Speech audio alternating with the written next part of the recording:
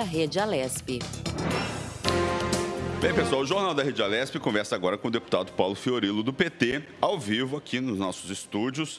Bom dia, deputado. Seja bem-vindo aqui à Rede Alesp. Muito obrigado por ter vindo aqui nos nossos estúdios durante a quarentena.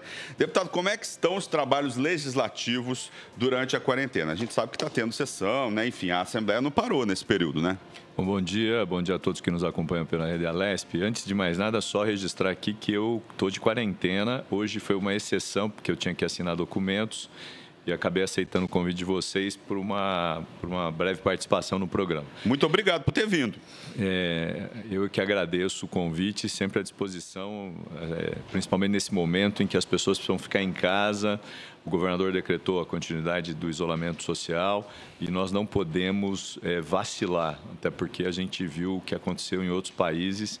E países que não acreditavam no isolamento hoje estão mudando de posição. O caso da Holanda, da Suécia, do Japão. Da Espanha, da Itália. O caso da Espanha e da Itália é que começaram tardiamente o isolamento. Mas no caso do Japão, eles não tinham feito isolamento, agora foi decretado um estado de calamidade ou de atenção em que as pessoas começam a se recolher mais.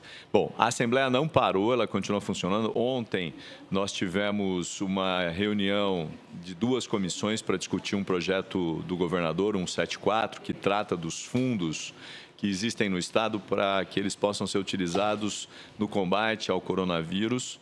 O projeto apresentado pelo governador era muito ruim. Ontem, o líder do governo apresentou um substitutivo que melhorou um pouco, mas ainda não melhorou como deveria, o que é uma pena. E hoje a gente tem sessão às 14h30 para discutir esse projeto e um decreto do governador. Então, a Assembleia continua funcionando, cada um na sua casa, cada um pelas suas redes. E é assim que eu acho que deve ser, até que a gente supere essa fase tão difícil que passa o Brasil, o Estado de São Paulo, a cidade de São Paulo e o mundo, principalmente o mundo. Que lições o Legislativo Paulista está tirando dessa época de coronavírus? Eu sei que tem essa novidade, igual todo Legislativo, a sessão virtual e tal. Que lições vocês estão tirando desse período? Então, primeiro é se adaptar a essa nova modalidade, porque o parlamento é o debate, é a presença, é a discussão, é o confronto de ideias. Quando você faz através de um aplicativo, através de uma sessão virtual, sempre é muito difícil. Eu acho que a experiência é de que precisa ser aperfeiçoado o modelo. Vou dar um exemplo ontem. O presidente da sessão colocou a votos o projeto e eu queria fazer o pela ordem e não consegui, porque o meu microfone estava fechado, porque não tinha como ser atendido, apesar de ter utilizado o mecanismo estabelecido, que é o chat. Mas isso ainda é muito difícil.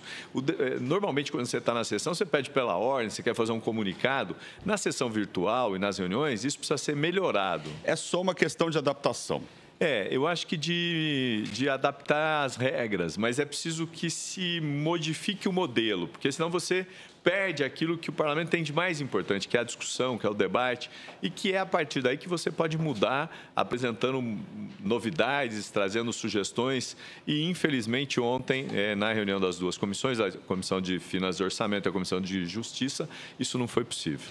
Fala um pouco mais dos projetos que vão ser apresentados hoje. Esse que o senhor falou de mudança da redação, fala um pouco melhor deles. Então, o governador mandou um projeto, 174, é uma proposta que nós temos defendido já, a cidade de São Paulo já fez, que é utilizar os recursos dos fundos, recursos que estão parados, que não estão comprometidos, para que esses recursos possam ser utilizados no combate à Covid-19.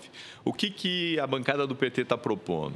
Bom, primeiro, que esses recursos precisam ser dirigidos para o combate à Covid-19, mas também para mitigar os efeitos da crise, em especial aos mais vulneráveis. Então, nós estamos sugerindo que esses recursos pudessem ser utilizados, por exemplo, para não demitir os funcionários das empresas terceirizadas contratadas pelo Estado. O governador, na segunda-feira, na sua coletiva, pediu encarecidamente que os empresários não demitissem. Nós estamos pedindo que o governador não demita. E, para não demitir, ele poderia utilizar uma parcela desses recursos para evitar as demissões em massa, e a gente viu já na educação.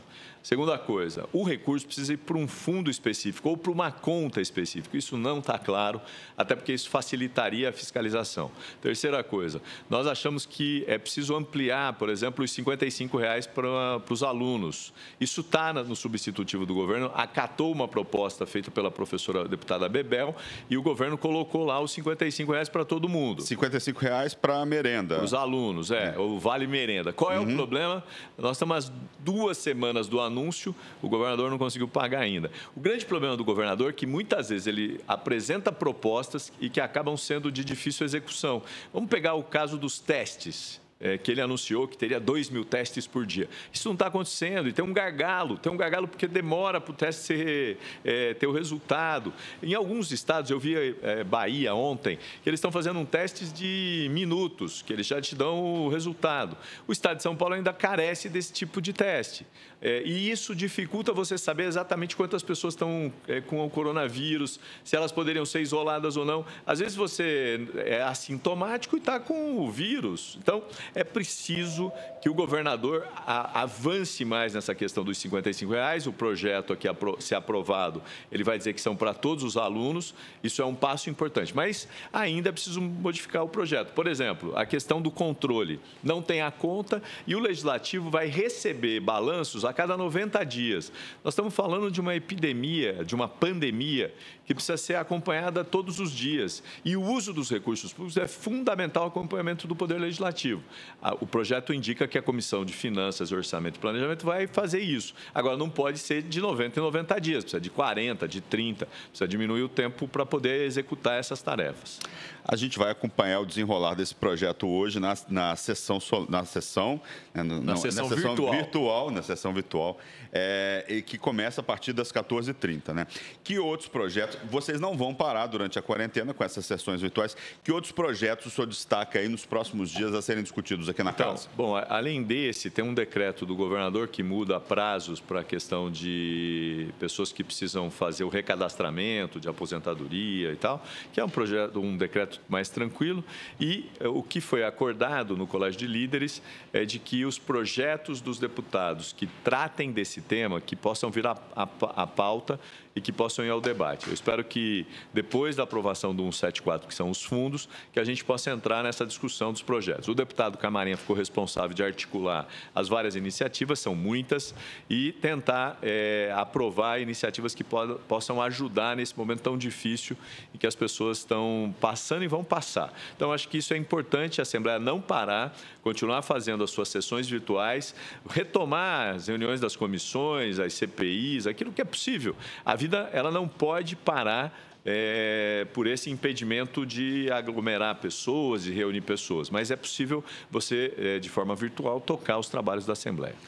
Nós estamos numa casa legislativa, o que a Assembleia Legislativa pode, além de votação de projetos, além de discussão de temas relevantes que possam ajudar aí a vida durante essa quarentena, o que mais a Assembleia pode fazer para contribuir para a sociedade em épocas de isolamento, de coronavírus e ações futuras? Então, primeiro, acho que a Assembleia tem um papel importante do ponto de vista de informar, que é um pouco o que vocês fazem pela Rede Alesp. Eu acho que esse tipo de debate é preciso que também os deputados façam. Eu acho que cada deputado está utilizando as suas redes. A gente produziu um material informando sobre o coronavírus, temos feito lives no Facebook, no Instagram.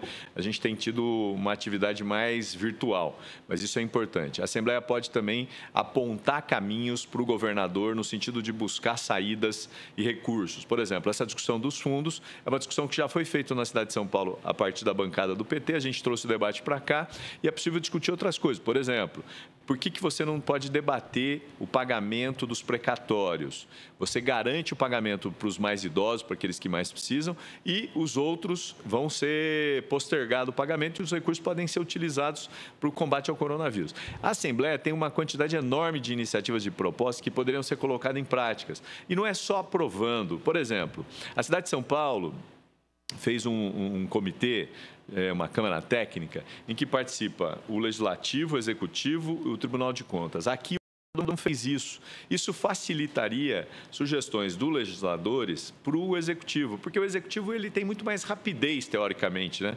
Para algumas propostas menos, mas teoricamente ele teria muito mais rapidez. O legislativo ele precisa aprovar a proposta, ele faz o debate, ele aprova, depois ele vai ser sancionado ou não e implementado. Nós precisamos ter coisas mais ágeis. Então, eu defendi já, falei isso para o secretário, para o Carlão, que é o líder do governo, falei isso para o presidente, para o Cauê.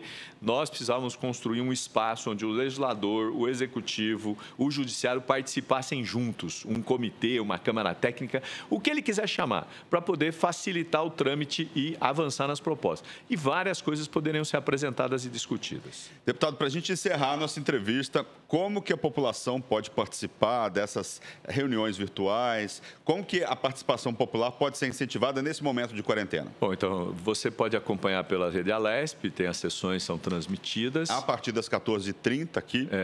E aí eu acho que é possível interagir também, mandando mensagens. Participando do chat, né? Participando do chat e tal. Mas na sessão, ela é fechada para os deputados, então você não tem participação pública, você tem um acompanhamento pela Rede Alesp. Mas pelas redes as pessoas podem escrever, se inscrever no chat, podem escrever. Podem mandar mensagens, isso eu acho que é uma coisa importante, acho até que a Alesp deveria construir esse caminho. Se, por exemplo, o cara que está assistindo na TV Alesp manda mensagem, a TV podia depois encaminhar para o secretário, para o presidente, para o deputado que foi instado naquele debate, até para ele poder interagir e as pessoas se sentirem também presentes e participantes.